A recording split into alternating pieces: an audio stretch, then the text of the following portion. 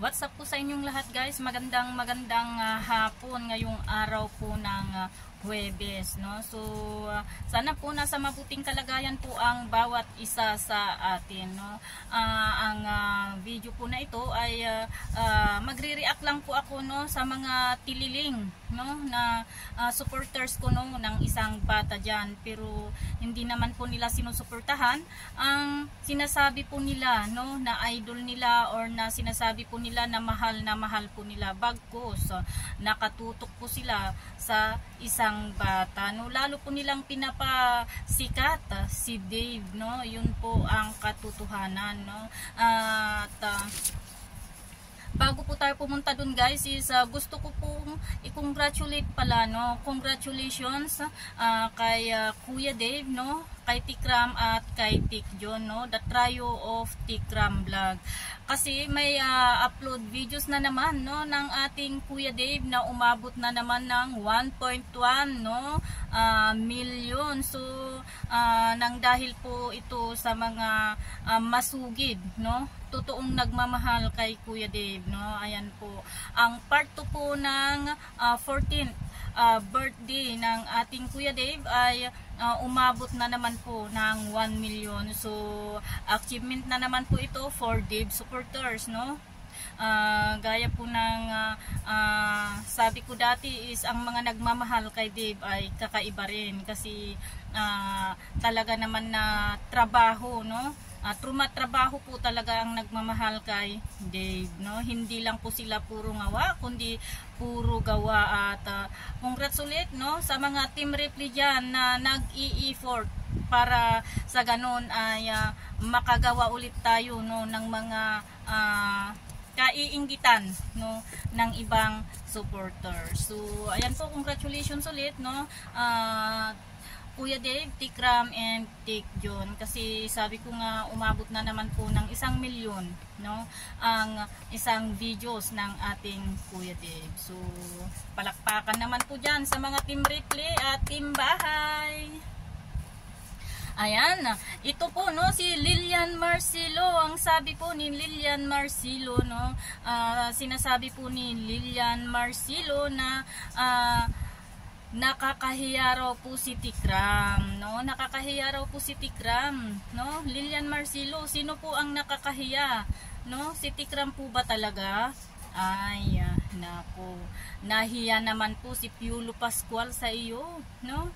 Grabe, nakakahiya kayo na supporters ng isang bata na walang kaya at alam gawin kundi mambash, no, sa taong nagpapalamon, nagpapakain, nagpapaaral, nagbibigay ng damit, no, at nagbigay ng magandang shelter, no, sa magandang shelter at magandang buhay, no, sa batang iyong sinusuportahan, no. Ayan, ganyan talaga magmahal ang mga supporters ni Luis, no. Ultimo taong sabi ko nga nagbigay ng comfort sa kanilang sinusuportahan ay talagang ibabas nila, no. Ganyan po ang pagmamahal po nila, no, sa kanilang batang sinusuportahan. So ayan, Lilian Marcelo, no, takpan mo na lang po ang iyong mukha kasi nakakahiya naman kay Piolo Pascual, no. So ayan. At ang sabi naman, no, si para naman kay yung Milan 4760, gising ka na ba, yung Milan 4760, no? Pabalik-balik na lang ang issue nyo, no, tungkol po sa pagtrato ni Tikram kay Dave at kay Luis, no. Hindi pa po ba kayo nagsasawa diyan, no? Sabi kasi niya is di raw patas, no, hindi raw po patas ang pagtrato ni Tikram kay Dave at kay Luis, no. Ibig sabihin, love na love ni Tikram si Kuya Dave, pero hate ni Tikram si Luis, ganun, kasi hindi patas di ba? Hindi raw patas.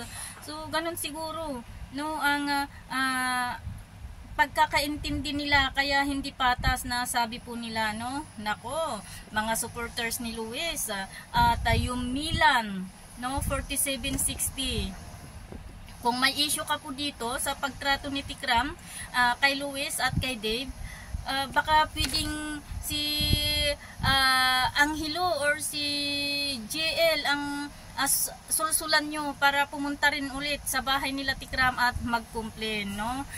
Sabihin nyo, or kaya sabihin nyo na pauwiin nyo na si Luis kasi di patas, no? Ang pagtrato nyo sa kanila, no? I-request nyo ulit kay Tikram, guys, sige, no? Sugod ulit sa bahay ng Manalastas sa family, no? Pero wag lang po kayong magkamali, no? Baka this time di na po magdalawang isip, no? Si Tikram or ang Manalastas family, no, na ibigay agad sa inyo po si Luis, no? Kaya bago po nyo gawin yan ulit, sabi ko nga, isip-isip muna, no? Mag-isip-isip muna bago po gumawa ulit ng hakbang. At sabi ko nga kasi dyan lang po kasi kayo magaling ang pagtatanggol nyo kay Luis, no, ay nasa mababang kalidad po. Hindi po ganyan ang dapat pagtanggol sa isang bata, no? Ipagtanggol nyo siya kung may ginagawang masama, no, ang mga tao sa kanya, no? Pero wala, no, nambabas lang po kayo ng ibang tao para mapansin po si Luis, pero hindi po yan uubra, no? Hindi po yan uubra. At ang sabi nyo pa is si Tikpurin na lang daw po ang laging nagtatanggol kay Luis. At kailan po pinagtanggol ni Tikpurin si Luis? Siguro ang sinasabi niyong pinagtanggol ni Tikpurin si Luis ay nung sinabi, no, pumunta sa live si Tikpurin noon na sinabi niya na dapat pantay, di ba? Ganon. Yun ang sinasabi niyo na laging pinagtatanggol ni Tikpurin.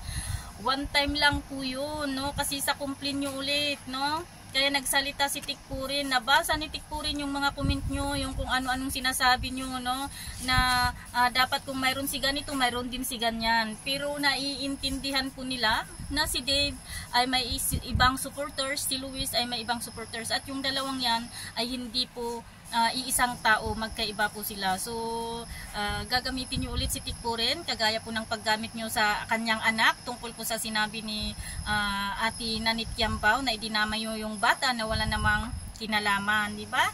Diyan po kayo magaling, sabi ko na po sa inyo. So wala na po kayong ibang alam gawin, no, kundi gumawa ng kwento, kundi gawing masama yung mga magagandang ginagawa ni Dave at ni Tikram, no?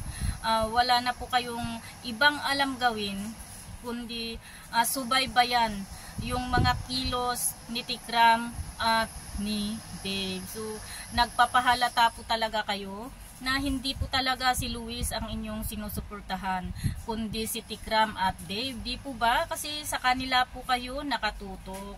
Imbis po na ang tutukan po natin ay kung paano po natin matulungan si Luis, ay hindi po, no, ang tinututukan po ninyo is kung paano natin, no, kung paano kayo lalo pang makatulong sa lalong pagsikat ni Dave at saka ni Tikram. So for that, maraming salamat kasi sabi ko nga kahit masasama ang sinasabi nyo kay Dave at saka ni Tikram is bad or good publicity, sabi ko publicity pa rin po yan, no? So kaya maraming salamat, no? Ay pagpatuloy nyo lang yan, sabi ko po sa inyo, pagpatuloy nyo lang po yung ginagawa nyong ganyan kay Dave at saka kay Tikram, at titignan po natin, no, titignan po natin kung saan po pupulutin si Luis, no. Gawin nyo lang po ang makakaya nyo, no, nasiraan ang mga tao, no, na malapit kay Luis, no. Sige lang po, wag po kayong mahiya kasi si Piolo Pascual na po ang nahihiya sa inyo, no. Yung mga ginagawa nyo na yan, kabalbalan, is walang maibibigay na maganda sa inyo at lalong-lalo na po kay Luis, no? Nakakaawa si Luis dahil po sa kagagawan ninyo. Di po ba? Si Luis po ang umaani, no, ng mga di magagandang reaction para po sa ginagawa nyong pambabatikos sa taong wala namang ginagawang masama sa inyo. So ayan, no, Lilian Marcelo and Yumilam 4760, no, at shout out, no, shout out pala sa inyong founder at mga admin ng fanpage ng Tik Luis, no? Shout out po sa inyong lahat. Sana, sabi ko po, no, sana masaya po kayo, no, na kayo na lang din po ang gumagawa, no, ng ngumangaw-ngaw sa fanpage nyo patungkol kay Luis, patungkol kay Dave at kay Tikram, no?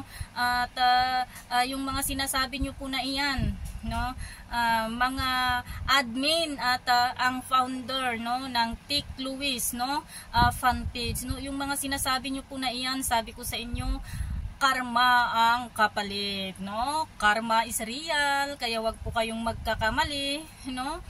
Kung gusto nyong maayos po ang lahat, is ayusin nyo ang nasa loob ng bahay nyo. Wag po kayong hihingi ng kaayusan sa amin kung mismong sa loob ng bahay nyo ay hindi nyo maayos, no? At kami po, sabi nga namin is willing po kami, no, na magpakumbaba, pero wala pong nangyayari yung ginagawa po namin kasi damor pala natatahimik kami is damor naman na may pagkakataon kayo na babanat-banatan na lang, no, si Dave at si Tikram. So ang gusto nyo pala is ngipin to ngipin. So tingnan natin, no, nakita nyo na po ang example ng nangyari, nakita nyo na po ang isang pangyayari na dahil sa kagagawan nyo. So kung yun ang gusto nyong mangyari ulit, go ahead, no, go ahead, naghihintay po kami ulit, no. So ayan, kunting bagay lang na masabi tungkol kay Luis, aaray kayo, pero sabi ko nga kami, sige lang, naghihintay lang kami at nag-u-observe, no. So ayan, pagpatuloy nyo lang po ha, kasi maganda po yan, maganda sa paningin ng ibang tao at maganda sa paningin ng Diyos sa pag-aakala nyo, no. Pero kami po, hindi po kami nag-aalala kasi sabi nga namin, ang karma laging nandyan, hindi nyo alam kung kailan darating, no, baka bukas o sa makalawa o kaya mamayang gabi, no, nandyan lang sa pintuan ng bahay nyo kumakatok, kaso nga lang hindi makatiming. So mag-ingat po kayo, no, mga supporters ni Luis at sa mga kapatid din po ni Luis, no. Shout out din po sa inyong lahat, no, and God bless sa inyo.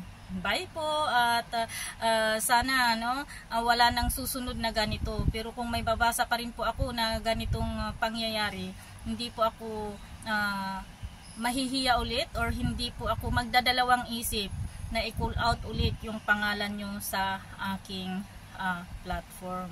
And for that, uulitin ko, magpasalamat po ulit ako sa mga team bahay, team replay, no, na mga supporters ni Dave. Pinapakita nyo lang kung gaano po kayo kalakas, pinapakita nyo lang po kung gaano po, ano po ang maibibigay ng persa ng supporters ni Dave pagkasama-sama po tayo. So congratulations po sa ating lahat at continue, no, to love and support our Kuya Dave, and pati na rin po ang channel ng kanyang tatay para mas marami pa pong matulungan. Sa hindi pa po nakasubscribe sa Tikram channel, please do subscribe Tikram channel, guys, no. Ito po ay isang Samaritan vlogger na kung saan siya po ang nag-aalaga ngayon, no, sa batang aming sinusuportahan na si Dave Magkamit Manalastas. Ang batang ito po ay dating batang kargador sa Divisoria, no, na walang kasamang magulang, no. Nagsikap siya para po siya ay mabuhay, no, at hindi po siya kumapit sa anumang masamang gawain. At siya rin po ang tumutulong, no, nagpapakain ngayon, no, kay Luis, no, Batara, na siya pong sinusuportahan ng mga bashers ni Dave at ni Tikram, na sinasabi po nilang mahal na mahal nila yung bata, pero, no, kay Dave at Tikram po sila nakatutok, no. At ayan, thank you very much sa ating lahat and see you again next time. Bye po and God bless. Ingat po kayo palagi and thank you for watching.